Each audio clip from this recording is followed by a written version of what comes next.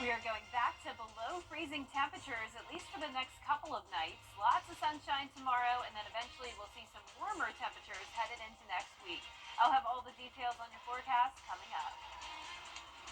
Right now on News Channel 6 at 10, giving to those in need. What the Grovetown Police Department is doing to help its counterparts in North Carolina.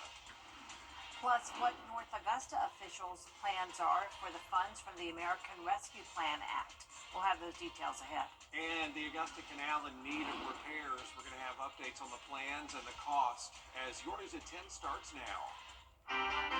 Live from Television Park, this is WJBF News Channel 6 at 10 on MeTV. Good evening, everyone. I'm Jenny Montgomery. I'm Brad Means. Thanks for joining us. Coverage you can count on begins with highlighting one of our local police departments. They're giving back in a special way this holiday season. Graham Lee has the story. As recovery efforts continue across Columbia County, businesses and agencies continue to feel the effects of a lien outside the CSRA. They lost everything they had. I'm talking about your daily operational type items, obviously your patrol cars. 200 miles from Grovetown is the small town of Marshall, North Carolina, one of many places in that area that saw devastating effects from the hurricane. The Marshall Police Department was hit especially hard, operating with little equipment since the storm hit. That's why Grovetown Police Chief Jamie Kitchens wanted to get involved. He basically came before council and asked if we would consider surplusing any of the vehicles that we had to this department. We voted on it, and it passed unanimously, and they delivered those cars to them a couple of days ago. The cars became available because Grovetown is moving towards SUVs, but they had one more thing to do before sending the cars up to Marshall. And we had Sinorama volunteered to do the decaling for their agency as well. So when they arrived in Marshall, North Carolina, they were prepared to go into service immediately. Jones says it all goes back to the town's goal to help others whenever possible. For the police department, he credits his police chief for echoing that message. Police Chief Jamie Kitchens is an excellent leader, and some of the things that he instills into his people is not just police functions, but helping the community and helping others. So this is just kind of in line of his daily operation. In Grovetown, Graham Lee, WJBF, News Channel 6. 5 students in Richmond County are going to have a Merry Christmas thanks to a partnership between 2 local groups, Paceline and Textron, coming together to donate 5 bicycles. Those students, they're part of Textron's Reaching Potential Through Manufacturing program, the RPM program. They got the bikes and an invitation to take part in this year's Pace Day event, a fundraiser for cancer research. But first and foremost, just the wellness aspect of it. We really want to see these kids get active and stay active and develop good, healthy habits. And the bike's a great way to do that, all while raising funds, and we're all committing dollars to the Georgia Cancer Center for research at the same time. This year, Paceline has raised more than $9 million for cancer research. This is the season of giving, and you can help WJBF and our Giving Your Best partners do just that through our annual toy drive. Christmas is tough for a lot of families, and with unexpected expenses from the hurricane, that is cutting into some people's funds set aside for the holiday. This year, all the toys donated will go to Project Life of Augusta to be handed out to families in need. One of the taglines here is bringing life to the city we love, and that's truly what we love to do. And so it will be such a wonderful opportunity to come alongside of moms and dads, grandparents, for those that just need help, and give them toys. And I love that our community pulls together. You know, everybody can't do everything, but when we all join together, everybody can do that. You can drop off your donation of a new unwrapped toy at Television Park or any of our partner locations through tomorrow. It is time now for our first check of the weather. Here's News Channel 6's Chief Meteorologist Jenna Petracci joining us on this chilly night. Yeah, guys, it is 30 degrees colder than it was last night, and that's because last night we had temperatures in the 60s. Now we're down to the 30s, so you can tell how powerful that cold front was that came through earlier, and we definitely felt it with the winds as well. So here's a look at the temperature change map.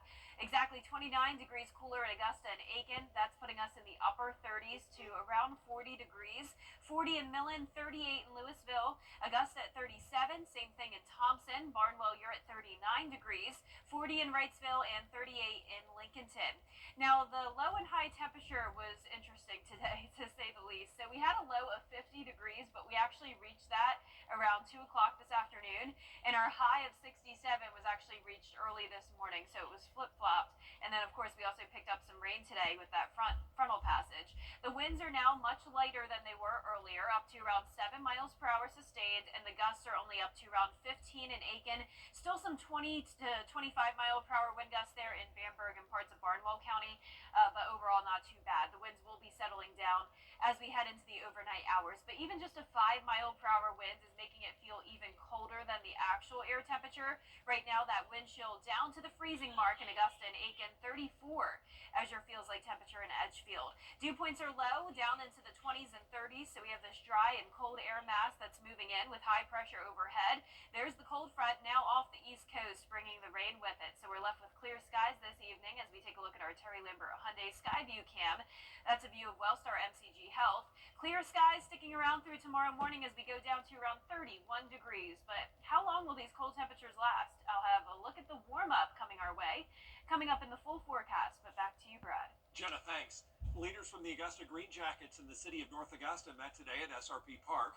They discussed reimbursements from the American Rescue Plan Act, money they hope will cover nearly $150,000 in repairs and maintenance costs. Once we approve, which we did today, the funds, they will take the receipts and approve them to make sure that it's following all the entities that are allowed to with the ARPA funds and the entities that we're using for the reimbursement. And if not, then they will flag it back to us, and in our next meeting, we'll have to vote again. Also, the Green Jackets added an enclosed batting cage for players. Their next meeting March 19th at SRP Park. Repairing the Augusta Canal is going to take months and millions of dollars. A 3-mile section of the canal trail is closed after Hurricane Helene knocked down 100 trees, damaging the bank. 70% of city drinking water comes from the canal, but to make repairs, the canal will need to be drained. Backup diesel pumps will be needed to draw water from the river, and that's expected to cost $8 to $10 million. Once we dewater the canal, we've got to run it on the diesel pumps, which are very expensive, and we've also got to do the repairs to the embankment. So there's a substantial cost outlay. Right now, we're trying to work with FEMA to figure out what will be reimbursable and what will not be, but I can say that a good portion of it probably will not. Well, Vine says the work could take until May, and the section of canal trail will remain closed. Augusta has a new place for veterans. America's Warrior Partnership tries to help vets have a high... Coming up, weighted blankets in the winter. Popular, yes, but are they effective during these colder months? We'll have the story after the break. And you'll need to stay warm tonight with temperatures falling to around freezing. Then we'll see mild conditions again next week with little to no rain chances. I'll have your full 10-day forecast when we return.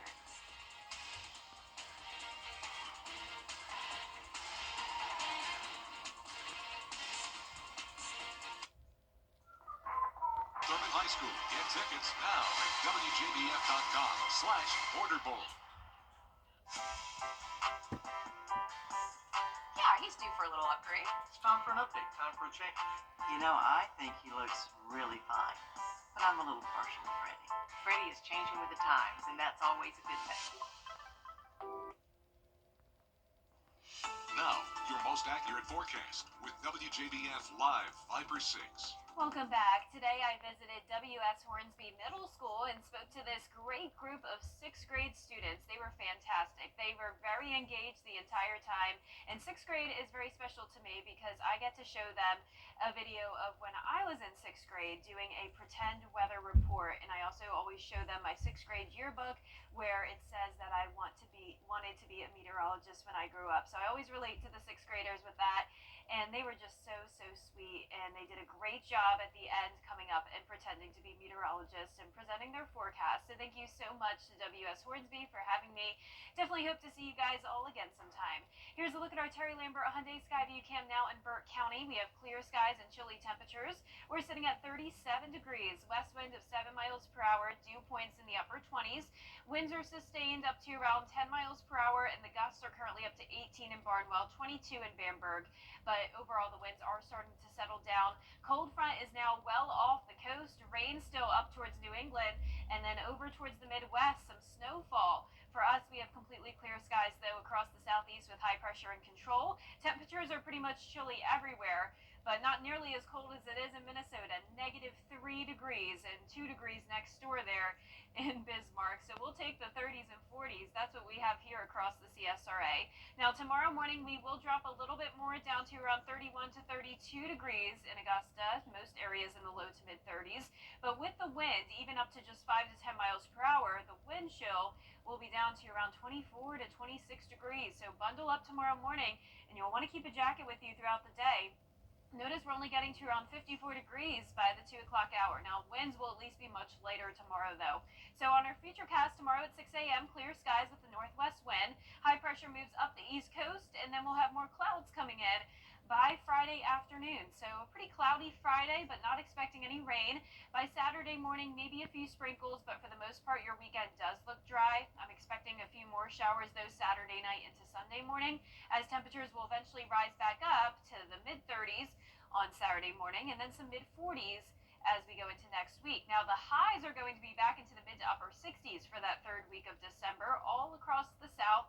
So we're definitely going to get a taste of some warmer weather once again, but this is just a brief cold snap for us. Average low is 38, and we'll be around 8 degrees below that. Highs tomorrow will be in the low to mid 50s, so we're around 10 degrees below that. Our 10-day forecast showing a partly cloudy sky pretty much every day, mostly cloudy by Sunday with a 30% chance of rain in the morning. We'll be back to 60 degrees at that point, and then next week mid to upper 60s with not much rain in the forecast. All right, looks good, Jenna. Thanks. Well, during these chilly months, weighted blankets can be a popular choice to cozy up and get warm. Some people say the added pressure helps them relax and get to sleep faster. Research is limited, but scientists say the blanket's weight may calm the brain's fight or flight response. Experts say people with sleep apnea, sleep-related disorders, or respiratory problems should check with a doctor before using a weighted blanket. Coming up on News Channel 6, lawmakers meet to discuss the annual defense bill. How will the funds be used? We'll tell you when we return.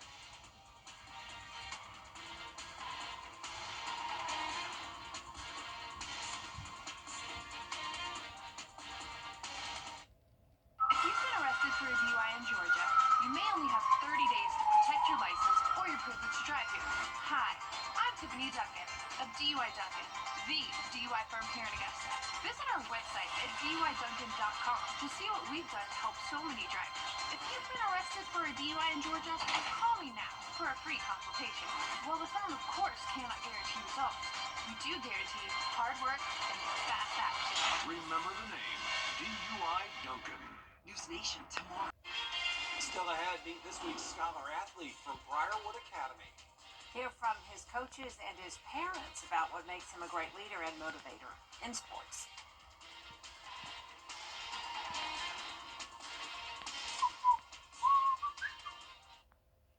Remember those in need this holiday season with the WJBF News Channel 6 Giving Your Best Toy Drive. Your donated toys will go to Project Life Augusta. Just drop off your new unwrapped toy at WJBF News Channel 6 or these Security Federal locations. And we thank you for giving your best this holiday season. The WJBF News Channel 6 Giving Your Best Toy Drive is brought to you by Piedmont Augusta, Security Federal, and Science Co. Augusta is a name.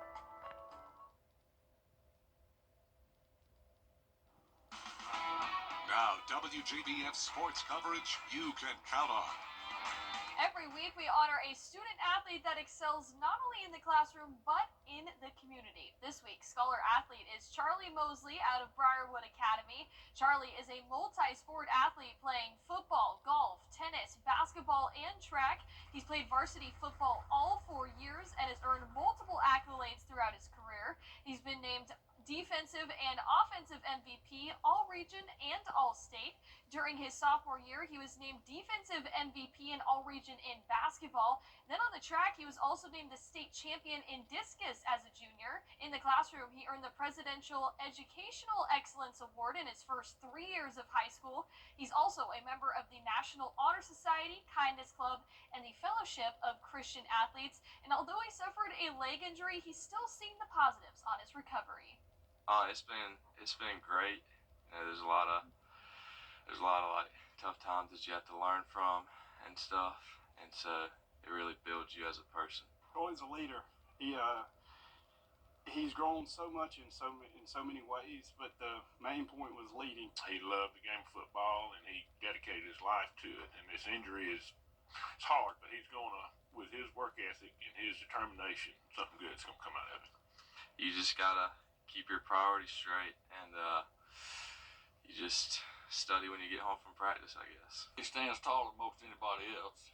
He's going to try. He's going to always have a positive outlook regardless of how he plays. He shows up ready to play. It's been fun to watch him grow. He's always had so much fun in everything he does, classroom, sports, and so he just makes everything more fun. Troy's always got a smile on his face, but he knows what he wants. He wants to do the right things, and so that pushes him to do the right things in and off the field.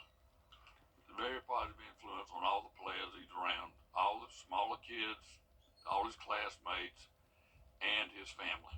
He's just never had a chance to really think about himself. He's really always put other people before himself. I'm very honored. I'm surrounded by a lot of great people, and I'm just very thankful for the opportunity.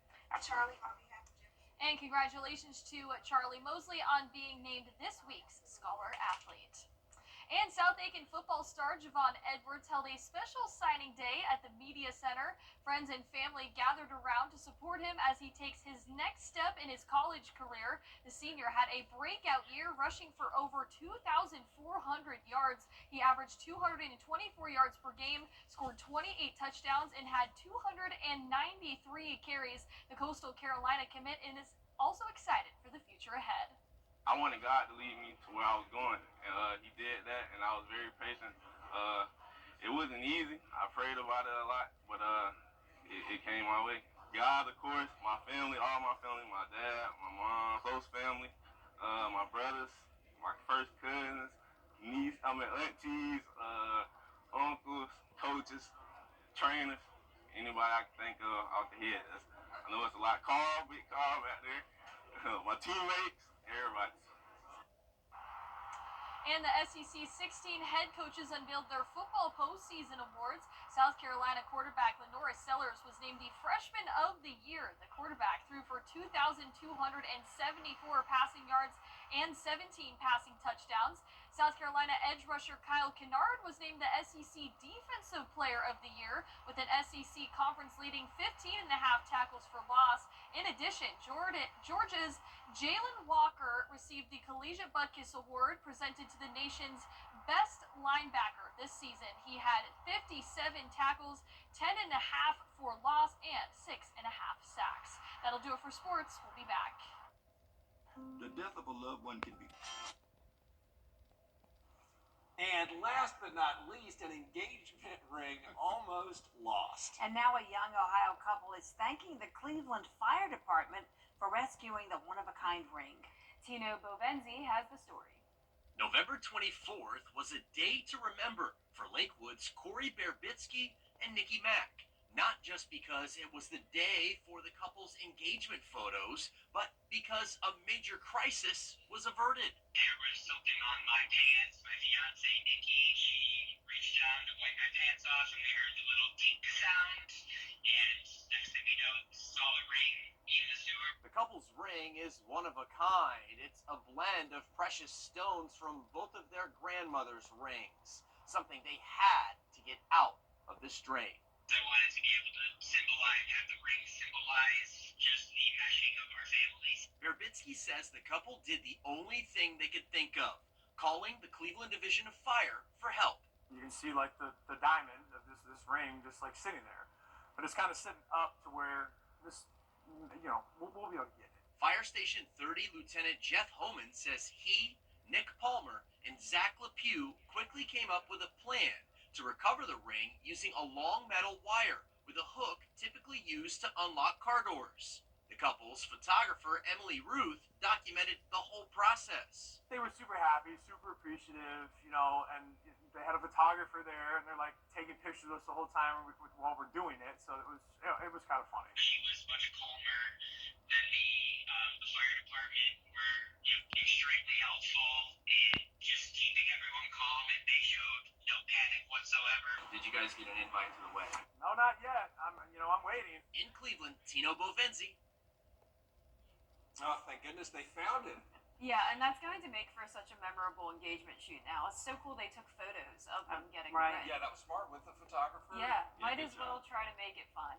Well, our 10-day forecast showing the cold temperatures for now. We're going down to 31 tonight, high of 54 tomorrow, 30 on Friday morning, and then we're back into the 60s for highs on Saturday and Sunday, a few morning showers on Sunday. And then next week it will be dry, just a mix of sun and clouds, warming back up into the upper 60s, but then another big cool down back to the 50s next Thursday. All right. Jenna, thanks, and thank you all for watching. We're back at the top of the hour for News Channel 6 at 11. Hogan's Heroes is next, right here on MeTV.